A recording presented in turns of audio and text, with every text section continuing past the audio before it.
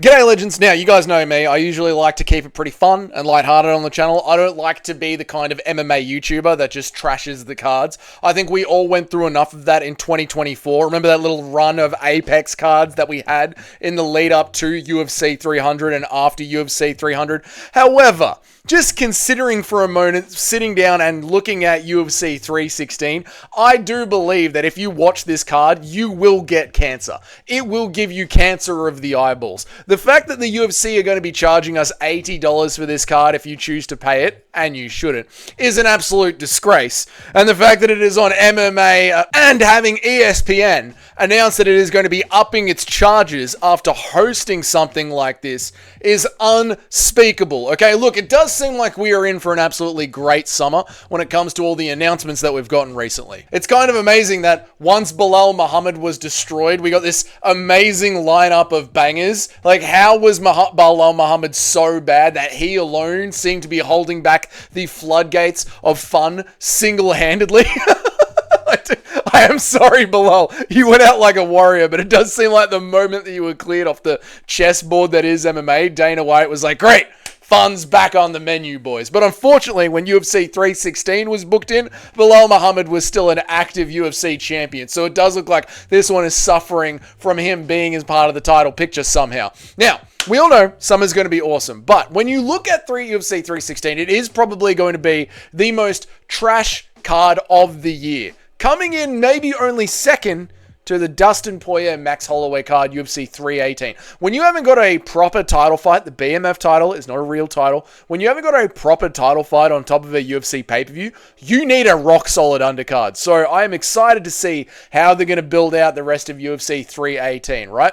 And also, because lost in the news of UFC 317 International Fight Week being dropped, and UFC 319, DDP versus Khamzat Chimaev, and John Jones going absolutely wild in Thailand, there was also a little bit of UFC 316 news that was lost in all of that noise. And that was Marlon Chito Vera fell out of UFC 316 against his assassination attempt of Mario Batista. Now, let's be very, very clear. When it came to the fight between Marlon Chito Vera and Mario Batista, Chito Vera was the A side. The reason we were all interested in watching that fight was to see if Batista could hold Vera up against the cage, and if he couldn't, how quickly could Marlon Chito Vera kick his fucking head off? Yeah, that was what we were all excited to see when it came to that fight. Now that Chito Vera isn't there anymore, the news has come across that he is going to be getting replaced with Patchy Mix. Now, that is only exciting if you are a hardcore MMA fan, because Patchy Mix was a old Bellator fighter. Not an old Bellator fighter, he's a young up-and-coming Bellator fighter. And I do consider myself quite a hardcore MMA fan, but I barely know who Patchy Mix is. I barely know. To the regular UFC enjoyer, someone who is coming over from a promotion that, quite frankly, hasn't existed in about a year right now, it doesn't matter. Like, Patchy Mix coming over onto a pay-per-view is not that exciting to a regular UFC fan until he actually does something in the UFC. Then once he does do something in the UFC, then he will become quite interesting. So, as the main card goes, to have Patchy swapped in, to have Marlon Chito Vera out and Patchy Mix in, this is a real loss. And it wouldn't be that bad if the main card offered anything else. Just anything else. Let's have a look at the main card, right? And I do want to stress, we're just going to look at the main card here, okay? Look, I mean, main card kicks off Vicente Luque versus Kevin Holland. Kevin Holland. Can we put him in a crowded fight night opener? You know, Apex main event, crowded fight night opener. That's the sort of level that Kevin Holland should be in. Unfortunately for us, the fans, Kevin Holland has won one of his 3 fights on his contract. Like, the way it seems to go with Kevin Holland is he likes to work his way through his contract in 3 fight blocks. 2 losses, 1 win. 2 losses, 1 win. 2 losses, 1 win. That seems to be Kevin Holland, okay? I don't give a fuck about Kevin Holland's career anymore. If he doesn't want to take his career seriously, then I don't want to fucking take his career seriously. Okay, after that, you got Kelvin Gastelum versus Joe Pyfer. The most exciting thing about Kelvin Gastelum versus Joe Pyfer is what kind of crazy-ass bullshit is going to go down before the fight even starts. Is Kelvin Gastelum going to be able to make weight? Is Joe Pyfer going to be healthy? Is he going to rage out about something? Who the hell knows what's going to happen before the fight starts? But once the fight actually starts, I don't know, I've kind of lost a little bit of hype for that. Is that a pay-per-view worthy fight? I don't think that's a pay-per-view worthy fight, right? Then next one up, we got Vera-Batista versus Marlon Vera. That's now Patchy Mix. We just said Patchy Mix. It's good to see him in the UFC, but you got to really be deep in the balls of MMA to really care about Patchy Mix coming over. Again, for an $80 casual MMA fan, this is not that hype, right? So here we go. You got Vicente Luque versus a fighter that nobody cares about in Kevin Holland. You got Pyfer versus Gastelum, which is just like a, whatever fucking fight. Then you got Mario Batista versus Joe Pyfer. We've covered that one enough. Then you have got a co-main event of WMMA. 25-minute. We just did this. We just did this with Valentina Shevchenko. This happens all the time. WMMA, co-main event, 25 minutes. Just going to be bullshit. It's just going to be bullshit. It's going to be Juliana Pena doing a DDP ass looking winging shots over the top. Kayla Harrison probably isn't even going to make 135, is she? She's probably not even going to make 135, so she's going to be able to fight, but she's not going to be able to win the title if she wins, because she might die trying to make that one extra pound of weight to actually make championship weight. And then if Kayla Harrison wins, we're going to pretend and LARP that we care about Amanda Nunes coming back. No one cares if Amanda Nunes comes back. Nobody cares. And then after that, it's Sean O'Malley. Sean O'Malley, who seems to be getting this title shot because Merab beat Piotr Jan so convincingly, and we wanted to keep Sandhagen busy. You can't give Sandhagen a shot off a loss. That's ridiculous. Stipe Miocic. You can't give Sandhagen a loss. That's ridiculous. Khalil Roundtree drug suspension.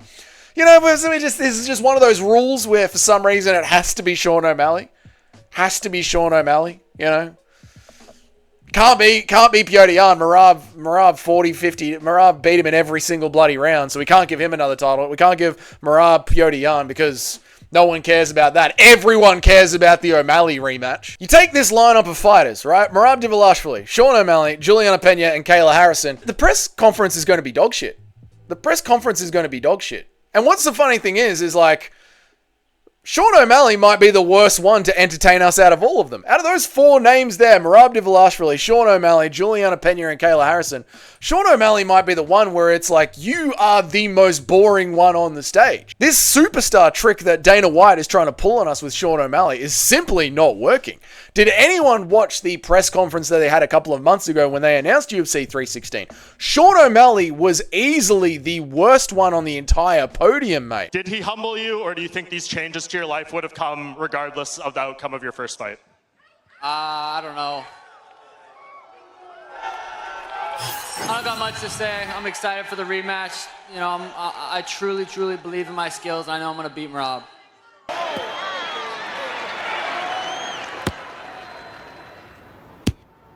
Boring. I mean, that's the pay-per-view. The rest of the card is like Joshua Van and Bruno Silva. This is going to be great. I love seeing Joshua Van fight. De Silva versus Kong Wat. Who cares? WMMA. Fats down here. Sergey Spivak, Waller Acosta. Chaos Williams versus Uros Medic. Thank God a Serbian warrior is going to be carrying this entire pay-per-view event solely on his back alone.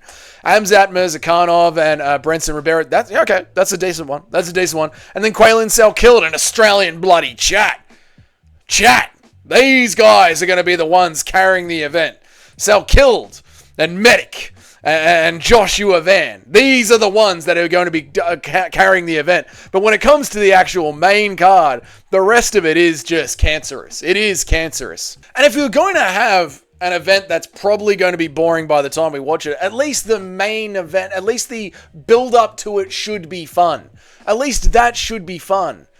But Sean O'Malley has got nothing on the microphone, like I said, man. And then once the fight actually starts, is that going to be fun? Because if Merab Dvalishvili takes his back again in the first round, any sort of hyper enjoyment immediately dies in the ass. Imagine this, yeah?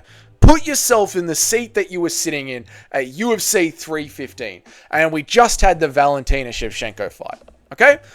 How did you feel in the 5th round of that Valentina Shevchenko fight? How was your soul feeling? That's how you're going to be feeling in the 25 minutes of this WMMA co-main event. And then there is going to be this maybe bullshit Amanda Nunes fake call out where she's going to come back. Remember, when she announced that she was originally coming back, that literally got less attention than Colby Covington hiding a bag of his own lunch with Bilal's name on it in the Apex at the UFC PI. Amanda Nunes' return got less attention than that did, mate. So you'll be there for 25 minutes watching this charade that is going to be Juliana Pena and her big windmill overhands. Maybe Kayla Harrison will win. Hopefully she'll make weight. Maybe Nunes will say she's coming back. After all of that time has passes, then Sean O'Malley is going to walk out. Merab is going to walk out. And if Merab lands that first takedown, it's over. It's over. It's over. It's going to be boring. It is going to be absolutely boring if Merab just tongue fucks Sean O'Malley's back again. Just lays kisses all over his back. And I know, I've said this so many times, that bad cards on paper are quite often sometimes good cards. But there's also a chance that bad cards on paper just turn out plain bad. You know, a couple of weeks ago, we had the sort of UFC Apex card that made us all collectively want to quit watching MMA. That was Emmett versus Lerone Murphy. This made us want to just completely stop watching MMA. And in a couple of weeks' time, we have got UFC Fight Night, Blanchfield versus Macy Barber. And then after that, we have UFC 316. This is a horrible run to sit through. The fortnight that is going to be Blanchfield versus Barber into UFC 316. It's going to be horrible, man. It's going to be horrible. I don't know how we can get some hype going for this, because I think UFC 316 could be the worst pay-per-view of the year. So I guess this is a plea to the boys and the comments section out there watching this. If you are capturing this SOS message in a bottle that I'm shoving into the internet here and putting out there in the comments section, please give me any reason at all to be hyped about UFC 316. And I know some of you are going to say because Uros Medic, the Serbian champ, is coming for yet another knockout. I get it. We're all excited to see Uros Medic, mate. I understand that. And Joshua Van. And Quail Sal killed, mate. I get why we're excited to see them. But I'm talking main card. In case Vicente Luque sleeps Holland, that'd be sick. That'd be sick. Is it going to happen in 2025? Is Vicente Luque going to sleep Holland? I don't know, mate. I don't know. There is zero hype for this card. And if you guys want to see me get on my hands and knees and pray to the MMA gods again for something to happen, so far all I can think of praying to is anything to fucking happen, because on paper, this is a recipe for disaster, UFC 316. So please let me know down there in the comments, what is getting your juices flowing for UFC 316? Your Laura Sanko and UFC 316 is what? It's definitely not Shavkat Rakhmonov. Laura. It's definitely not Shavkat Rakhmonov. So what's getting your juices flowing? Let me know about it down there in the comments. If this is your first time here, g'day and welcome.